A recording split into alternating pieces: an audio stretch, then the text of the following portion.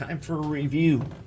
So, we have done the dry brushing, we've done some detailing and stuff. So here's where we're at. Now this is what I think. I like this look.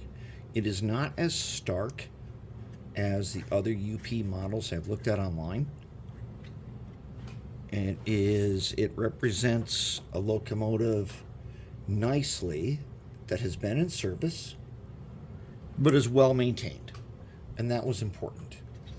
Okay, so I did some dry brushing, as you've seen. You can see a little bit of highlighting and stuff, and then I did an oil wash. I took a very light coat of brown, oil washed it, took Q-tip, cleaned off the doors and stuff, so I get this effect. I like this. I was getting worried that this was not going to turn out right, but I went through the whole process and continued on, and then I put the matte finish on it, and it turned out like this. And trust the process, because it does work.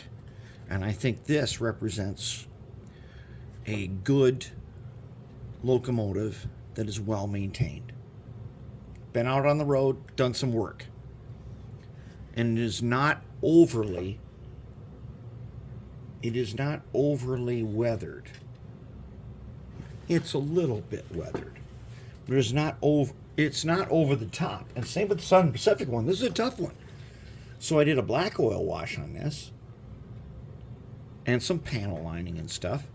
And Southern Pacific, being this dark gray, is pretty hard. So I did the oil wash, I did a little panel lining, and then I took the Q-tip with some mineral spirits and I cleaned off the doors again. And we got this. And I think this is, the Southern Pacific DD35s are actually quite good looking. And they are not really, they're not really worse than this. I did not find like any rust bucket pictures of these. So this is pretty good. And I did the matte finish on. Trust the process again. Do everything, and you think it's not that good, and then you put the matte finish on it.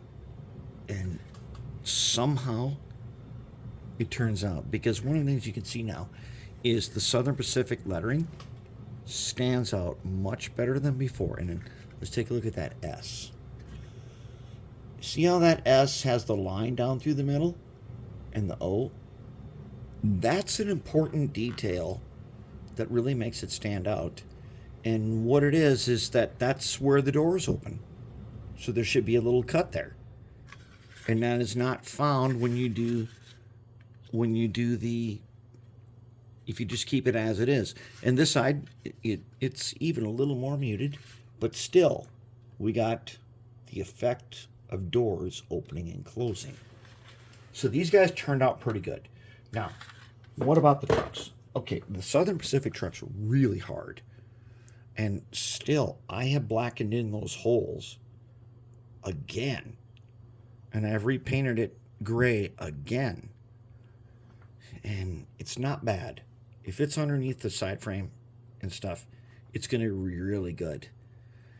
But the important part, I have tried drilling these holes before.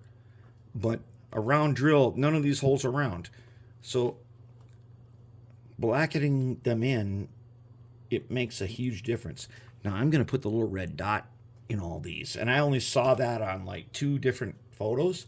I'm going to put red dots on all of those bearings, on all the trucks, because they really make it look the way it is. Now here's the SP underframe. We have not really touched this yet, other than we made it the right color. And we will add the detailing to the fuel tank after we get them reassembled. Otherwise, I think we're in really good shape. I think we have it.